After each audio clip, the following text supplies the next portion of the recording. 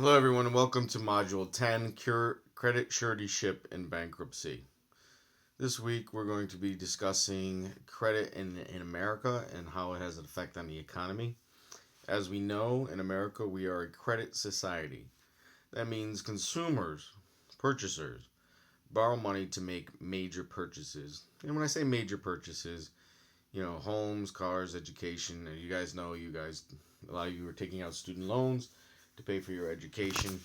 Um, if you buy a home, you buy it on credit. Borrow $500,000 to buy a nice home, and then you pay it out over the next 20, 30 years. Same thing with your car. You may buy a car and then pay it out over the next 4 or 5 years. So we are a credit economy wherein consumers borrow money when we need to make major purchases. Same as consumers, businesses do the same thing. Businesses borrow money or use credit to start their business, to set up their office space, to purchase equipment and supplies, or to just front money for payroll or other goods and services. So, like consumers, businesses borrow money also, and they use credit to purchase things, copy machines, fax machines, that kind of stuff. And when you borrow money, the borrower is known as the debtor, and the person who lends the money or the company that lends the money is known as the creditor. All right, so borrower is the debtor, lender is the creditor. We also have two forms of debt: unsecured and secured. Okay, unsecured credit or unsecured debt does not require any collateral, does not require security to protect the payments.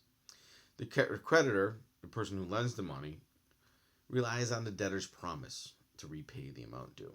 It's just a promise. It's not secured by anything. If the debtor doesn't pay the creditor back the money that's owed, there's nothing that they can take except sue them in court for the money or to return the money. There's nothing to secure the note or secure the credit or secure the debt. As opposed to secured credit. Secured credit is when you put up some form of collateral. And this collateral secures repayment of the loan.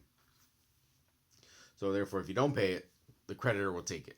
So if you secure it with some personal property, they take that personal property.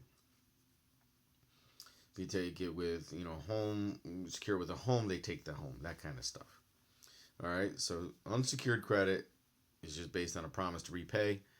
Secured credit is based on a promise to repay, but also there is some collateral there that they can take to secure their credit, to secure their payment. Secured credit, if the debtor fails to repay the amount, the creditor will repossess the collateral.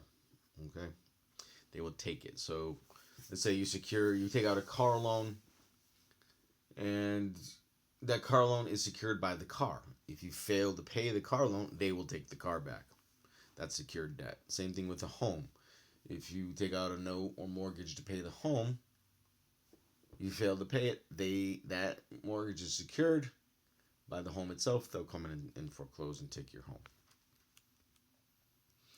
Security interest in real property is known as either a mortgage or note or deed of trust.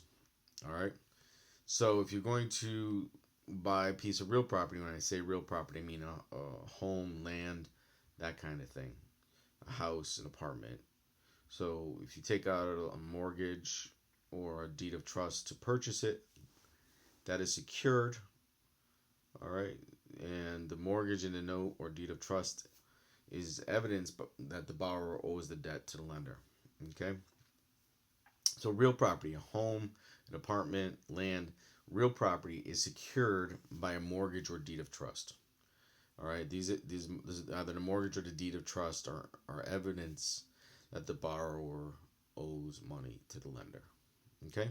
And it's how everybody knows is that these either the mortgage or the note or the deed of trust is recorded in the town hall, where the property is, where the real property is. So, all right, you have one form of secured credit is real property on real property is a mortgage. Okay.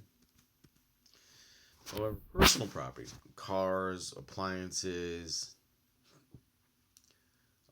office equipment, that is considered personal property. And that's, just I want you to notice peripherally, and that is governed by Article 9 of the Uniform Commercial Code. All right, the Uniform Commercial Code, Article 9, governs secured transactions of personal property. All right, these are secured transactions. So, as opposed to unsecured, this is secured on personal property, not real property. Real property meaning land, a home, an apartment. Personal property meaning a car, office equipment, that kind of thing. All right. Secured property, personal property is governed by Article 9 of the U.S. Commercial Code. And a security agreement on personal property describes the collateral. Identifies the debtor's promise to repay, what interest rate, time of repayment, all that stuff. 5% interest, 10% interest, that kind of thing. They repay within the next 2 years, repay within the next 4 years. Okay, and then also the security agreement describes what the creditor can do if the debtor does not pay. And of course, the security agreement must be signed by the debtor.